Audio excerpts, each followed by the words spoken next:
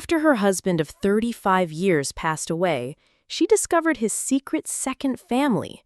But when her own son tried to cast her aside as a helpless widow, he made one fatal mistake. He forgot who really owned the company.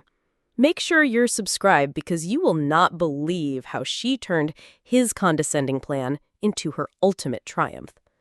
The silence in the house was the first thing that truly felt wrong. For 35 years, this home had been filled with the comfortable noise of a life shared. Richard's booming laugh, the low murmur of the television he always left on, the rhythmic tap of his dress shoes on the oak floors. Now, the only sound was the hum of the refrigerator and the frantic beating of my own heart. It had been a month since the funeral, and I was finally tackling his office, a room that had always been more his than mine. I told myself it was a necessary task, a way to put his affairs in order. But truly, it was an act of desperation, a way to feel close to him one last time by sorting through the artifacts of the man I loved. I was being gentle, respectful, treating each document like a fragile piece of our history. There were old business contracts, faded photographs of us in our youth, even a dried rose I'd given him on our 10th anniversary, pressed between the pages of a worn-out poetry book. Each discovery was a bittersweet pang, a reminder of the perfect marriage we built. He was a good man, a wonderful husband, a pillar of our community. Everyone said so. I believed it. Then I found it. Tucked away in the back of his bottom desk drawer, beneath a stack of old, irrelevant tax returns, was a small locked metal box. I'd never seen it before. My first thought was that it must hold some sentimental treasures, perhaps old love letters I'd written him. A small, sad smile touched my lips. Richard, ever the quiet romantic. The key was easy enough to find, taped to the underside of the drawer. My hands trembled slightly as I turned the lock, a sense of gentle anticipation warming me. But there were no love letters inside. There were just a few cold, official-looking documents. My brow furrowed in confusion as I picked up the top one. It was a birth certificate. A girl, born 28 years ago in a small, forgettable town in Ohio I'd never heard of. The mother's name was Sarah Peterson. And the father's name was Richard Peterson. My breath caught in my throat. Peterson.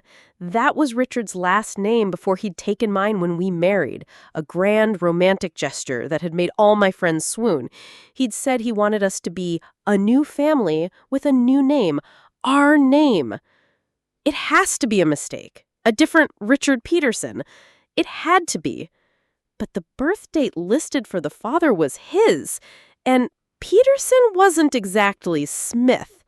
A cold dread, heavy and suffocating, began to creep up my spine, chasing away the warmth of my memories. I picked up the next document. Another birth certificate. A boy, 25 years ago. Same mother, same father. Then a third.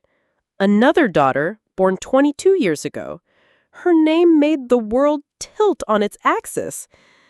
Eleanor. Her name was Eleanor Peterson. He had named his other daughter after me. The air grew thick and heavy. I couldn't breathe.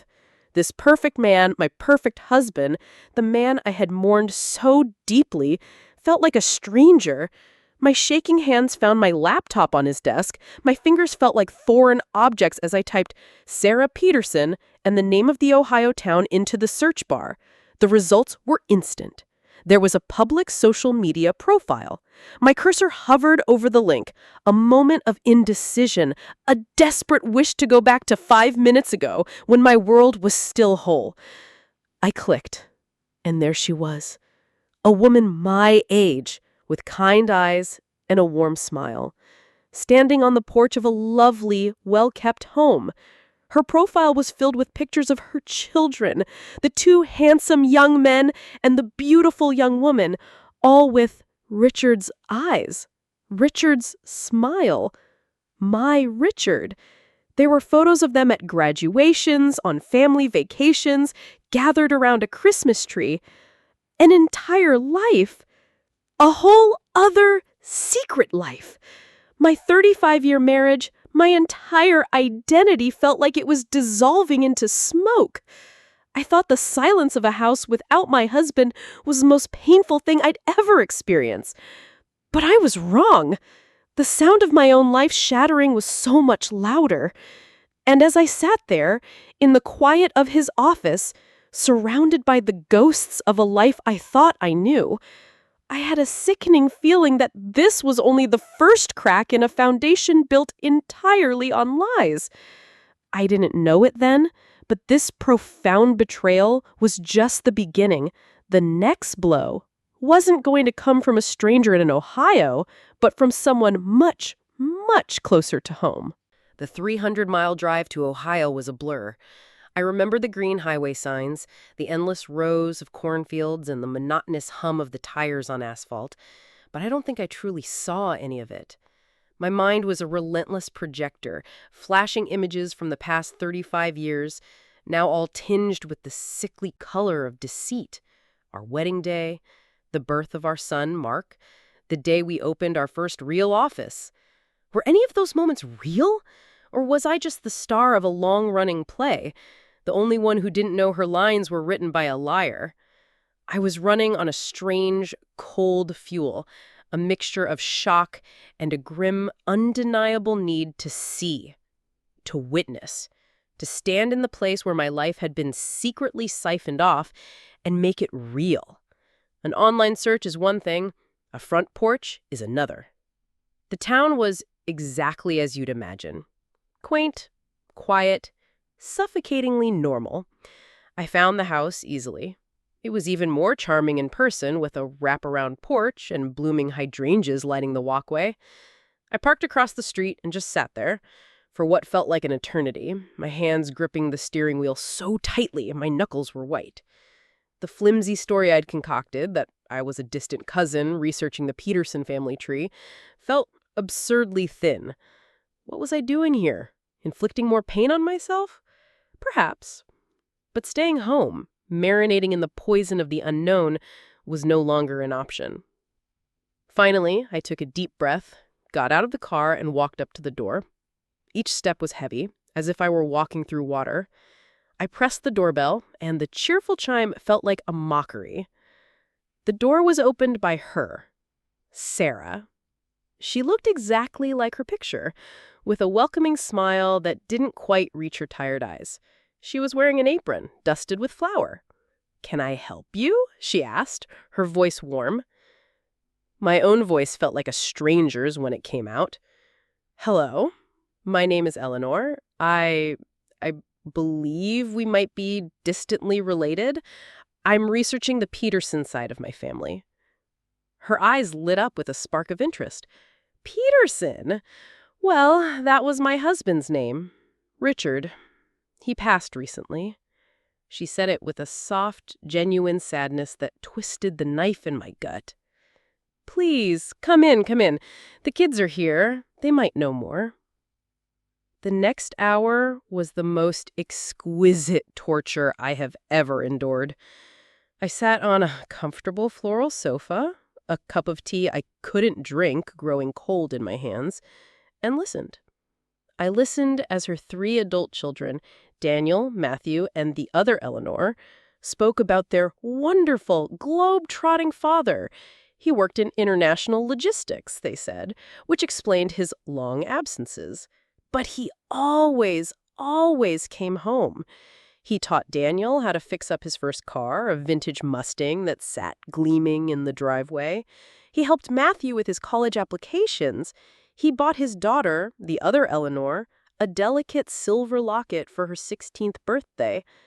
A locket looked eerily similar to the locket he'd given me for ours. They were a lovely family. That was the cruelest part. They weren't monsters. They were victims just like me. They loved their father and were grieving him. And I, the official wife, the real wife, sat there nodding and smiling, an imposter in the museum of my husband's lies. I was the curator of a life I never knew existed. I finally made my excuses, my head pounding. Sarah walked me to the door.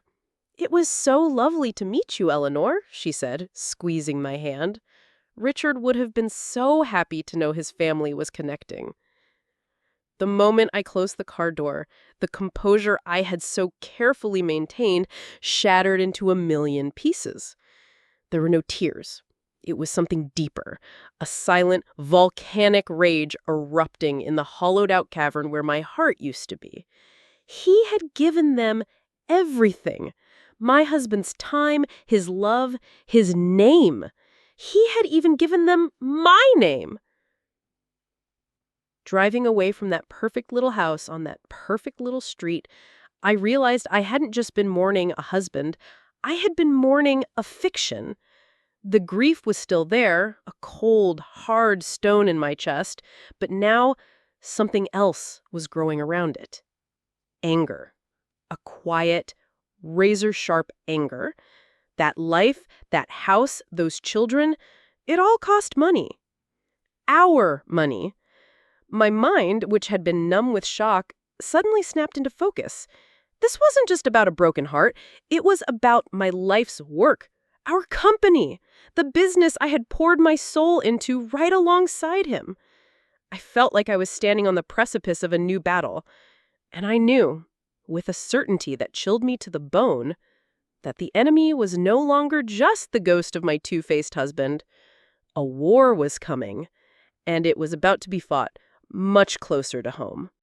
I walked back into my house, but it wasn't my home anymore. It was a museum of lies. Every photograph on the mantelpiece, every piece of furniture we'd picked out together, every scuff on the hardwood floor felt like part of an elaborate stage set. The grief from Richard's death was still a raw, open wound, but the trip to Ohio had cauterized it with the hot iron of anger. My focus shifted from my broken heart to the one thing that still bore my name, my actual name, Peterson and Scott Enterprises. The Scott was me, my maiden name, my sweat, my contribution. It was time to reclaim it. The next morning, I drove to the office. It was a sleek, modern building, a far cry from the garage we'd started in 3 decades ago. I remembered painting the walls of our first real office myself, my fingernails caked with white paint while Richard was out charming our first client. I walked past the receptionist, who gave me a pitiful, sympathetic smile, and went straight to the corner office, Richard's office. My son, Mark, was already there. He was sitting behind the vast mahogany desk, talking on the phone, a pen tucked behind his ear just like his father used to. He looked so much like Richard in that moment. It sent a painful jolt through me. He ended the call when he saw me, his face softening into a look of concern. "Mom," he said, standing up and coming around the desk to give me a hug, "what are you doing here? You should be resting." I gently extricated myself from his embrace. "I'm a co-founder of this company, Mark. I'm here to work." I looked him in the eye. "I'd like to see the Q3 financials and the preliminary reports for the end of the year." Mark's smile became strained. He led me to one of the leather armchairs, sitting on the edge of the desk in a casual pose that was meant to be reassuring, but was just patronizing.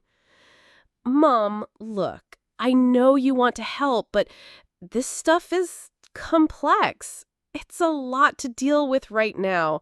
Dad always shielded you from the nitty-gritty for a reason.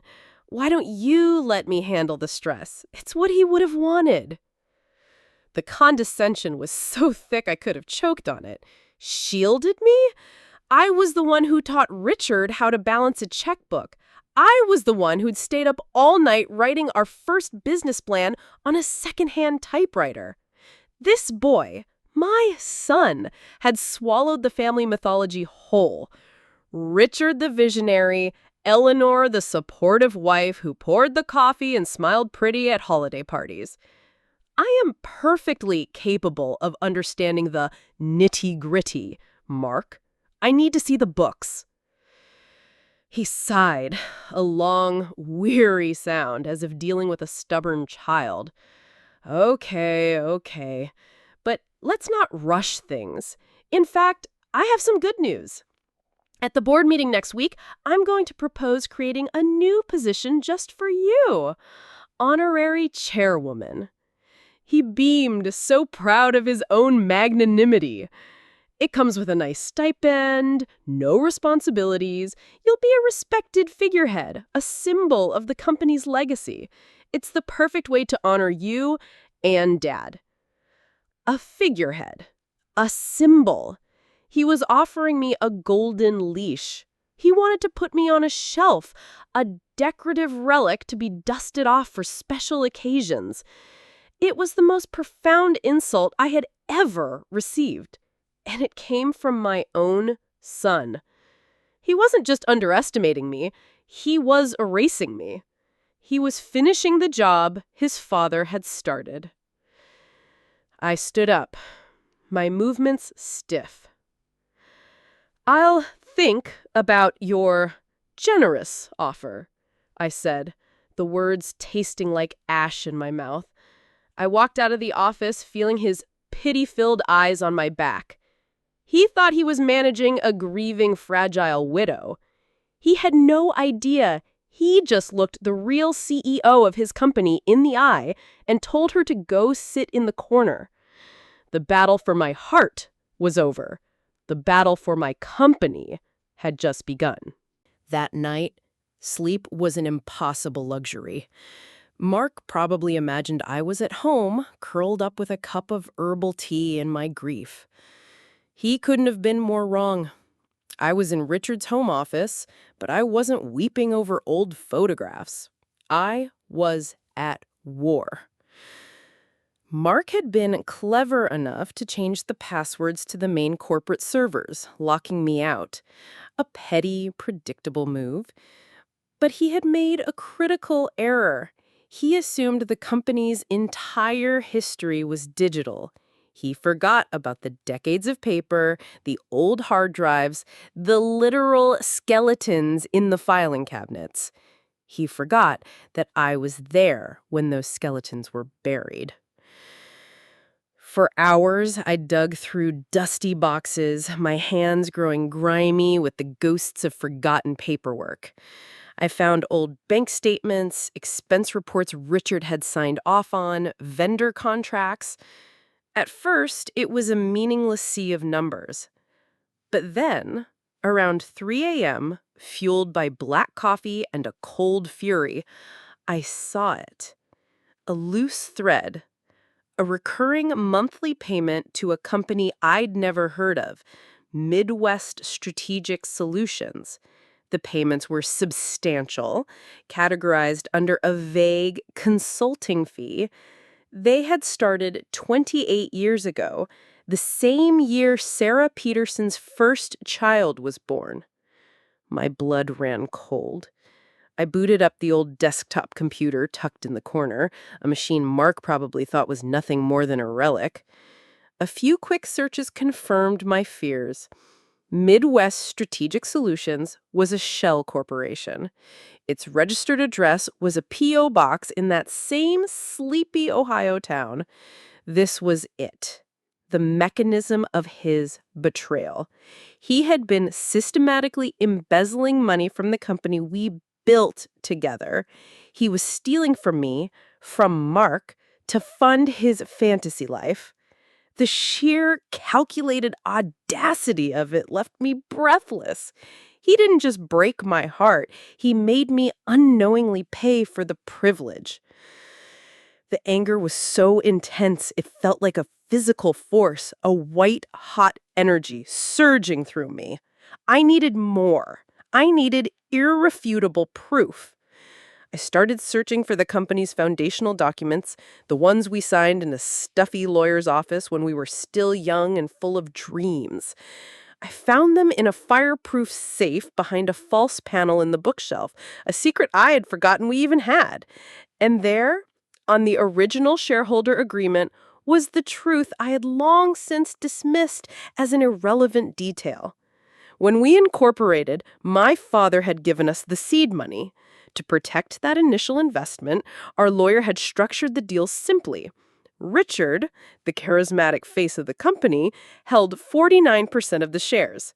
And I, the quiet partner, the one who worked behind the scenes, held 51%. 51%! I sank into Richard's leather chair, the worn document trembling in my hands. All these years, I had let him lead. I had let myself fade into the background, content to be the supportive wife. Richard, in his towering arrogance, must have forgotten this detail over the decades. And Mark, in his own brand of youthful arrogance, had never even bothered to look. He had just assumed he was the heir to his father's kingdom, never stopping to think that his mother already owned the throne. Mark was preparing a eulogy for my career, a nice little speech to put me out to pasture while he honored his father's legacy. Oh, I was going to help him honor it, all right. I was going to walk into that boardroom and show everyone exactly what kind of man my husband was and exactly what kind of fool my son was for underestimating his mother. The edge of their condescension was sharp, but it was nothing compared to the blade of truth I was now holding. And as I sat there in the pre-dawn quiet, a grim smile touched my lips for the first time in weeks. I could not wait to see the look on my son's face when he tried to vote me out, only to discover I was the one holding all the votes. I walked into the boardroom feeling an unnerving sense of calm. The 5 other board members, all men, all appointed by Richard over the years, greeted me with solemn nods and looks of deep pity. I was dressed in a sharp, cream-colored suit, not the somber black they had grown accustomed to seeing me in. I was done with mourning. Today was about business. My son, Mark, sat at the head of the table, radiating the confidence that was entirely unearned. He gave me a small, encouraging smile, the kind you'd give a nervous child before a school play. "Thanks for coming, Mom," he whispered as I took my seat. "This'll be over soon." "I'm sure it will," I replied, my voice even. He began the meeting, his voice smooth and practiced as he spoke of a seamless transition and honoring the legacy of a great man. He praised Richard's vision, his leadership, his integrity. I listened without expression, letting him weave his pretty fiction. He was arranging the flowers on his father's coffin, completely unaware that I was about to set the whole thing on fire. Then came the moment he'd been building towards. "To that end," he announced, "and to ensure my mother is unburdened and can enjoy a well-deserved rest, I move to create the position of honorary chairwoman for Eleanor Scott." He went on to describe the role, a meaningless title, a generous stipend, and a complete absence of any actual power. An ally of his, a man named George, quickly seconded the motion. "A wonderful gesture, Mark," George boomed. Mark beamed, looking around the table, ready to collect his votes. "All in favor?" A moment. My voice wasn't loud, but it sliced through the room with the precision of a surgeon's scalpel. Every head turned towards me. Mark's smile faltered. "Before we vote on my retirement," I continued, my eyes locked on his, "there is a small matter of corporate governance we seem to have overlooked." I slid a single piece of paper across the polished mahogany table toward the company secretary. "That is a copy of the original shareholder agreement for Peterson and Scott Enterprises. If you'll direct your attention to page 3, you will find that I control 51% of the voting shares." A collective intake of breath. The silence was so absolute I could hear the faint hum of the air conditioning. George's jaw was literally hanging open. Mark's face went from confident to confused to a ghastly, chalky white in the space of 3 seconds. Therefore, I said, my voice as cold and hard as marble, while I appreciate the theater, this isn't a vote.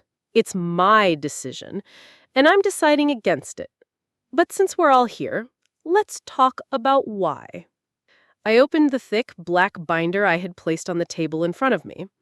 Mark spoke of honoring his father's legacy. I agree. Let's be transparent about what that legacy truly entails. One by one, I laid out the truth. I presented copies of the bank statements, the fraudulent invoices for Midwest Strategic Solutions, the decades of systematic theft. I didn't mention the other family. I didn't have to. The numbers told a story of profound betrayal all on their own. I wasn't a grieving wife. I was a CEO presenting the findings of a damning internal audit. When I was finished, I closed the binder with a soft, final click. The only thing more shocking than my late husband's staggering dishonesty is the incompetence of a temporary leadership that failed to notice millions of dollars walking out the front door. Then I looked directly at my son, my beautiful, arrogant, foolish boy. You made a mistake, Mark. You assumed that because I was a wife and a mother, I had forgotten how to be a founder and an owner. You assumed my grief made me weak. It made me pay attention. I straightened up and looked at the entire board. Effective immediately, as the majority shareholder, I am assuming the role of Chief Executive Officer. My first act is to call for a vote of no confidence in Mark Peterson. All in favor? The ayes were a chorus of nervous, immediate agreement. Mark just sat there, utterly broken, a boy playing dress-up in his father's oversized suit. The silence in that boardroom was heavier and more final than any silence I had ever known. I had won. But as I looked at my son's shattered face, I felt no thrill of victory, only the cold, heavy weight of what I had done. Winning back my company was a battle of logic and leverage, but figuring out what to do with the ruins of 2 families and a son who now looked at me as if I were a stranger was a different kind of war entirely. The hardest part wasn't over. It was just beginning. The days following the boardroom coup were a whirlwind of calculated action. The company was buzzing with gossip, a low hum of speculation that I chose to ignore. I didn't have time for whispers. My first move was to hire a team of forensic accountants, telling them to tear the company's financials apart and find every last dollar Richard had funneled away. My second was to retain a new, notoriously ruthless law firm. I wasn't playing defense anymore. I spent a week cleaning house, not just financially, but structurally. I promoted a woman from accounting, Helen, who I knew had been passed over for years, to chief financial officer. She had seen the numbers, she knew where the problems were. Together, we began to repair the damage, building a new foundation of transparency and accountability. Then, it was time to deal with Mark. I summoned him to my office, the CEO's office. The irony was so thick it was almost a physical presence in the room. He walked in looking pale and defeated, a shadow of the confident man who had tried to pat me on the head and send me off to retirement. He sat in the same leather chair where I had sat when he'd insulted me. "I'm not going to fire you, Mark," I began, my voice calm and devoid of anger. It was scarier that way. "You don't have a high enough position to be fired from. You were a temporary placeholder who failed to perform his duties." He flinched, but said nothing. "Your father was a thief, but he was also a good teacher. He taught you to see women, to see me as secondary, a support system, not a source of power. That is a lesson you are going to unlearn," I said. "So here is your choice. You can take a generous severance package and walk out that door right now, and I will never speak a word of your failure to anyone. Or you can report to the mailroom on Monday morning. You will learn this company from the factory floor up.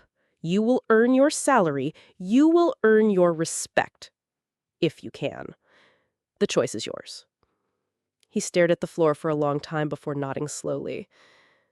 The mailroom. Monday. It was a start. The situation with Sarah and her family was handled with cold legal precision. My lawyers contacted hers. There were no tearful phone calls, no dramatic confrontations. This was not a soap opera. It was the dissolution of an illegal business arrangement. We traced and reclaimed every asset purchased with stolen funds: the house, the cars, the investment portfolios. I instructed my lawyers to calculate what Richard would have legally owed his other children from his personal, legitimate assets and to settle that exact amount. Not a penny more, not a penny less. I owed them justice, not generosity. They were the collateral damage of his lies, but they were not my responsibility. 3 months later, the last box was moved out of the house I had lived in for 35 years.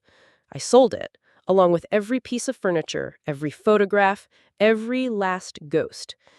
The day I signed the closing papers felt like my real wedding day, a commitment to a new life, to myself. I bought a sleek, modern condominium downtown with glass walls and a panoramic view of the city skyline. It was clean, it was new, and it was entirely mine. Tonight, I stood by those windows, looking at the endless stream of lights below. I thought about the woman I was just a few short months ago, the one who wept for a man who never truly existed. She was gone. The grief had been real, but it had been for a ghost. The woman who stood here now, reflected in the dark glass, was no one's wife, no one's symbol, and no longer just a mother. She was Eleanor Scott, CEO, founder, survivor. For the first time in my life, my name felt like it belonged to me and me alone. And in the quiet of my new home, that felt like the only victory that ever truly mattered.